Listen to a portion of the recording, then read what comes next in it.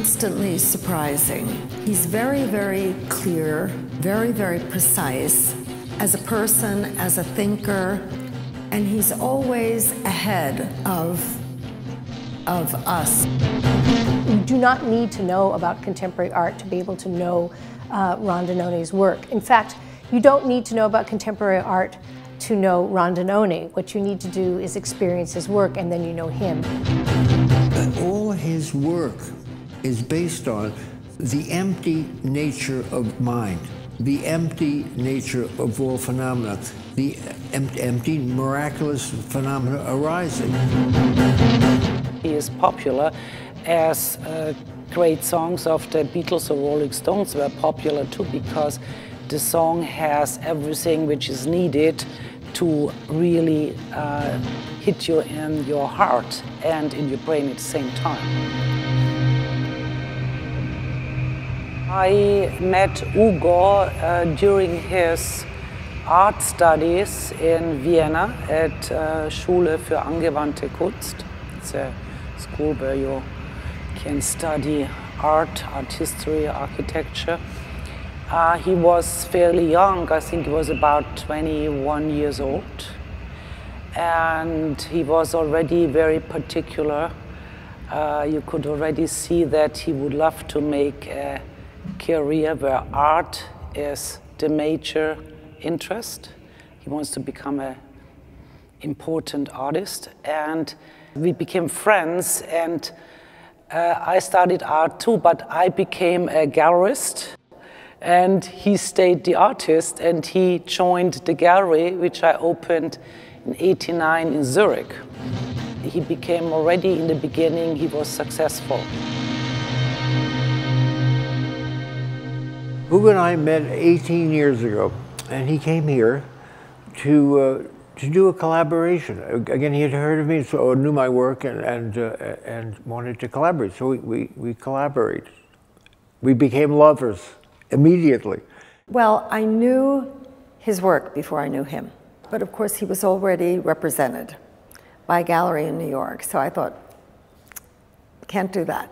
And then several years later, Ugo was walking down the street and announced that he had just left his gallery. And I went to his loft, which was then on Broadway, and we had a very long meeting, very wonderful meeting. And he let me know right after that he was going to work with me, which was thrilling. Really, Ugo Rondinone and I are of the same generation, so we, in a way, grew up together. I've been looking at his work since the early to mid 1990s in all its variety. Rondinone is best known probably for his multi-medium installations, but he's also a video artist. He's worked in photography, he's written poetry, and he's made paintings. He's really exemplary of a generation of artists who are not medium specific in their work and who are very ambidextrous, if you will, going from one medium to another.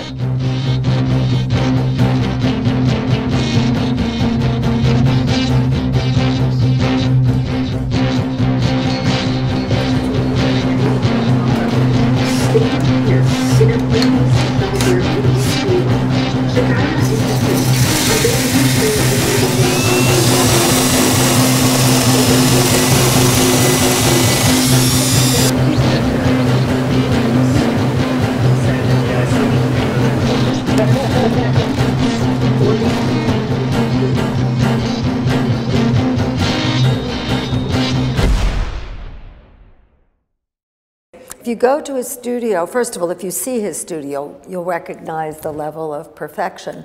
But he makes a model of every proposal for an exhibition. And when you see the exhibition, it is absolutely, precisely, exactly what he said it would be. Exactly. Which is, I think lots of things are open to change, but he does all of his thinking and all of his experimenting in miniature, in terms of installation, not in terms of the work. And it is installed exactly as he said it would be. He never allows himself to make a mistake.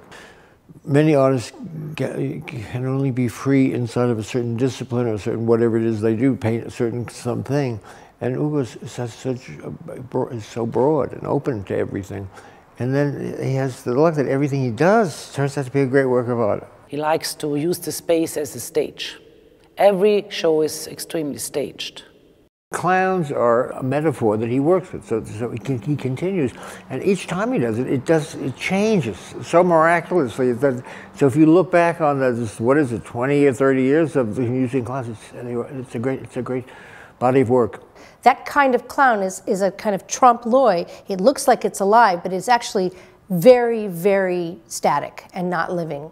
And that's part of the weirdness and the fun of looking at those clowns. They don't move, they don't react to you.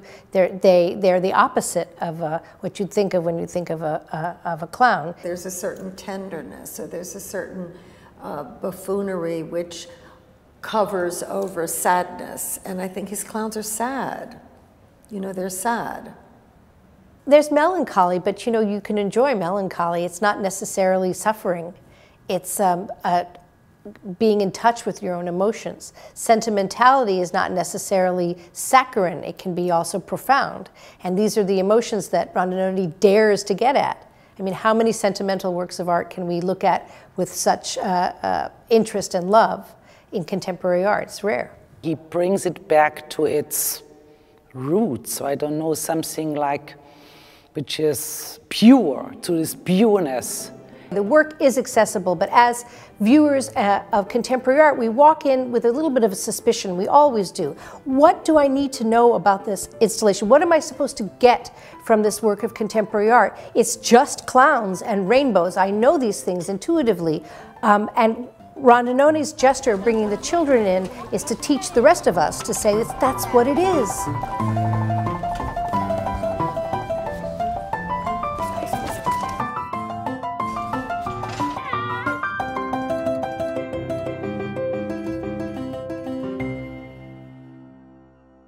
So during the exhibition, during the time of the exhibition, this wall will be covered with rainbow drawings by the children of Rotterdam.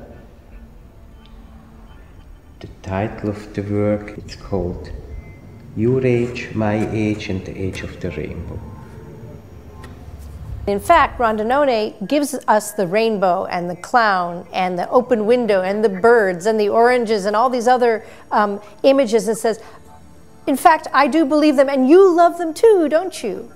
The colored rocks and the trees. I mean, it's a very, very small, you know, it's very dangerous to do that because you could fail easily. It could be easily kitsch or just nothing, but if it becomes something like the show we had here with the stone figures, or Barbara Gladstone had it too, and the Rockefeller Center show, it was based on the same idea of sculptures, was something like a religious moment for the people. When they came in, they were like, wow.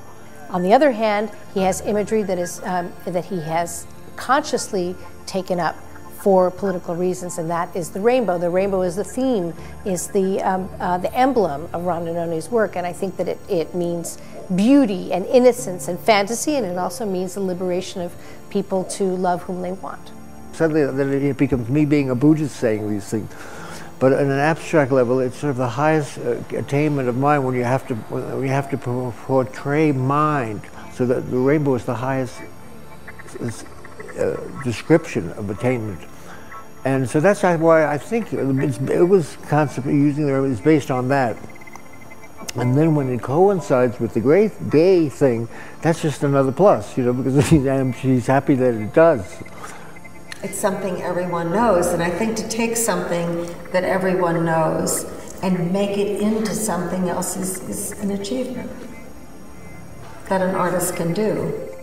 It's true, I mean, Andy Warhol made you look at a Coke bottle, you know, or a Brillo box.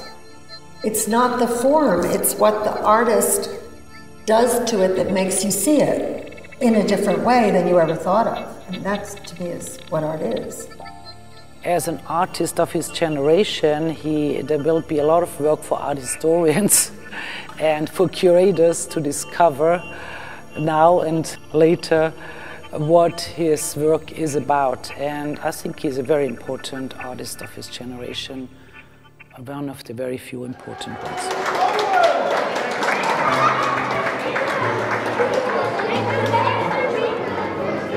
Sommigen die slapen, zie je echt wel dat ze niet slapen, dat het eigenlijk nep is. En bij heel veel zie je ook dat het echt is. Misschien dat ze een dutje doen van al het werk. Ja. Dat ze moe zijn. Dat ze het circus van het circus heel erg moe zijn geworden. Bij sommigen is een hoedje afgevallen. Het lijkt echt alsof ze verdrietig zijn. Sommigen huilen een beetje. Ja, het zijn poppen, maar het is wel kunst.